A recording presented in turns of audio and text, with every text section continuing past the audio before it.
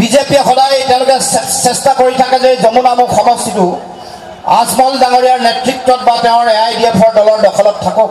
এইটো তেওঁলোকৰ এটা ডিজাইন বা ষড়যন্ত্ৰ, যাতে আজমল ডাঙৰীয়াৰ মুখখনক দেখুৱাই তেওঁলোকে হিন্দুসকলক একত্ৰিত কৰিবৰ কাৰণে সুযোগ পায়। এই কাম তেওঁলোকে কৰি আহিছে আৰু এই কামটোত তেওঁলোকে সহযোগিতা কৰে। মনত ৰাখিব, মইতো মিছা কথা কোৱা নাই। ইয়াত আজমল ডাঙৰীয়াৰ AIDFক যমুনামুখত জিকিবৰ কাৰণে বিজেপিয়ে সহায় কৰে। এইটো মই আপোনালোকৰ ভিতৰুৱা কথা, সহায় কৰে, এইবাৰো কৰিব। গতিকে এই ষড়যন্ত্ৰৰ যিখন জাল আছে, এইখন জাল ফালি আপোনালোক ওলাই আহিব লাগিব। বিজেপিয়ে নিবিচাৰে ইয়াত তেওঁলোক জিকিবলৈ। বিজেপিয়ে বিচাৰে আজমল ডাঙৰীয়া তেওঁলোকৰ পৰিয়ালৰ মানুহ জিকক, যাতে 5 বছৰ পিছত এবাৰ আহিলেও ৰাইজ সন্তুষ্ট হৈ থাকে।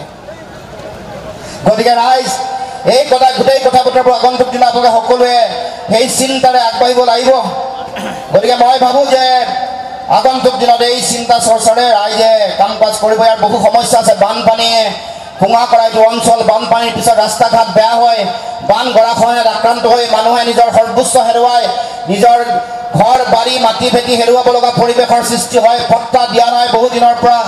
গৰাখহনীয়াত আক্ৰান্ত যিসকলে সৰ্বোচ্চ হেৰুৱাইছে, মাটি হেৰুৱাইছে, সেইসকল মানুহক পট্টা দিব পৰা নাই। বানপানী অতি ভয়াৱহভাৱে এই অঞ্চলৰ ৰাইজক আক্ৰান্ত কৰে, খেতি বাতি নষ্ট কৰে। কিন্তু সেই বিষয়টোক লৈ চৰকাৰ চিন্তিত নহয়, ইয়াৰ জনপ্ৰতিনিধি চিন্তিত নহয়। কপিলী জলবিদ্যুৎ প্ৰকল্পই তেওঁলোকে এৰি দিয়া পানীয়ে যমুনামুখ অঞ্চল, হোজাই অঞ্চলটোত ভয়াৱহতা সৃষ্টি কৰে। আমি বহুদিনৰ পৰা এই বিষয়টো আমি উত্থাপন কৰি আহিছোঁ যে বহু এনেকুৱা জলবিদ্যুৎ প্ৰকল্প, ৰঙানদী জলবিদ্যুৎ প্ৰকল্প, কপিলী জলবিদ্যুৎ প্ৰকল্প, এইবোৰ অবিজ্ঞানসন্মতভাৱে গঢ়া হৈছিল। এইবোৰ ডিকমিছন কৰিব লাগে। বৃহৎ নদী বান্ধৰ আমি বিৰোধিতা কৰি আহিছোঁ। নামনি অঞ্চলত বসবাস কৰা মানুহৰ জীৱন আৰু সম্পত্তিৰ নিৰাপত্তা যেতিয়ালৈকে নিশ্চিত নহ'ব, তেতিয়ালৈকে বৃহৎ নদী বন্ধাৰ কাম বন্ধ ৰাখিব লাগে। বৃহৎ নদী বান্ধৰ নামনি অঞ্চলত পৰিব পৰা প্ৰভাৱ সম্পৰ্কত যেতিয়ালৈকে অধ্যয়ন নহ'ব, যেতিয়ালৈকে বস্তু অহা যোৱা কৰে, চুপাৰী চিণ্ডিকেট চলে, চুপাৰী অহা যোৱা কৰে, কয়লাৰ চিণ্ডিকেট চলে, কয়লা অহা যোৱা কৰে, এইবোৰ ৰাইজ বন্ধ হ'ব লাগিব। জনতাই ন্যায় পাব লাগিব আৰু আমি সকলোৱে সেই চিন্তাৰে আগন্তুক দিনত আগবাঢ়িব লাগিব। গতিকে মই আৰু বহু দীঘলীয়া কথা নকওঁ, কেৱল এটা কথাই কৈছোঁ, ৰাইজক আহ্বান জনাইছোঁ, আপোনালোকে মিছাতে আপোনালোকে কংগ্ৰেছক ভোট দি ভোটটো নষ্ট নকৰিব, ভোটটো লোকচান নকৰিব। কাৰণ কংগ্ৰেছৰ অৱস্থা দেখিছে। বিহাৰৰ নিৰ্বাচন দেখিলে 69টা ছিট দি দিলে, 78টা ছিট দিলে, জিকিলে 19টা। অসমত BTAD নিৰ্বাচন খেলিলে, জিকিলে 1টা। ৰাতিৰ ভিতৰতে বিজেপিয়ে কিনি লৈ গ'ল।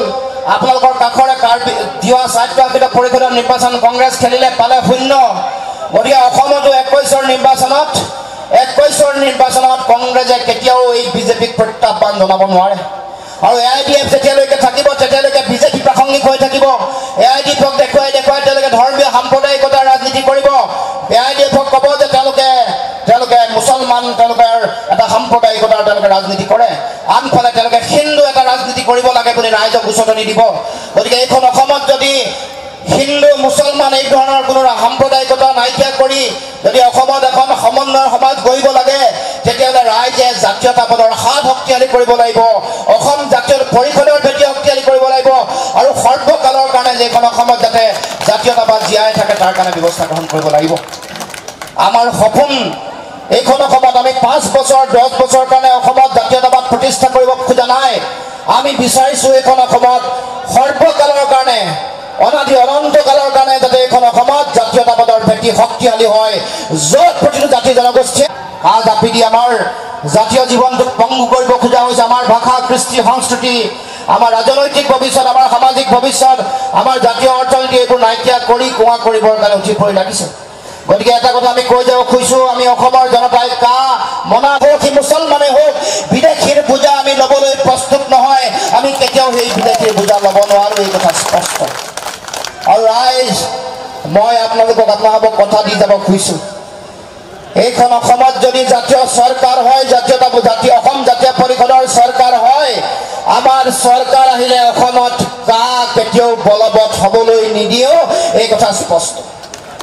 কোনো কাৰণতে কোনো মূল্যৰ বিনিময়তে অসমত বলবৎ হ'বলৈ দিয়া নহ'ব। যেনেকৈ পাঞ্জাবে দিয়া নাই, যেনেকৈ কেৰালাই দিয়া নাই, যেনেকৈ ইয়াৰ বিৰোধিতা কৰিলে মেঘালয়, মণিপুৰ, মিজোৰামে, আমি অসম জাতীয় পৰিষদৰ কৰ্মকৰ্তা আমাৰ দলীয় আমাৰ আদৰ্শগত আমাৰ দলীয় যিটো জাতীয় দলখন এই দলখনৰ ভিত্তিত ক'ব খুজিছোঁ যে আমি কাক কেতিয়াও অসমৰ মাটিত বলবৎ হ'বলৈ নিদিওঁ অসমৰ ৰাইজে কেতিয়াও এই আইন গ্ৰহণ নকৰে গতিকে ৰাইজ মই বহু দীঘলীয়া নকওঁ মই কেৱল মাত্ৰ আহ্বান জনাব খুজিছোঁ যে আমি সকলোৱে সজাগ হ'বলৈ হ'ল সচেতন হ'বলৈ হ'ল আমি এইবাৰ এই 21 আমাৰ শেষ সময় এইবাৰে আমাৰ শেষ শৰাইঘাটৰ যুঁজ আৰু এই যুঁজতে আমি এই শক্তিক সাম্প্ৰদায়িক শক্তিটোক আমাৰ অসমৰ মাটিৰ পৰা নাইকিয়া কৰিব লাগিব উৎখাত কৰিব লাগিব আহক আমি সকলোৱে ঐক্যবদ্ধ হওঁ সকলোৱে অসম জাতীয় পৰিষদৰ নীলিম পতাকাৰ তলত একত্ৰিত হওঁ সকলোৱে কান্ধে কান্ধ মিলাই হাতে হাত মিলাই আমি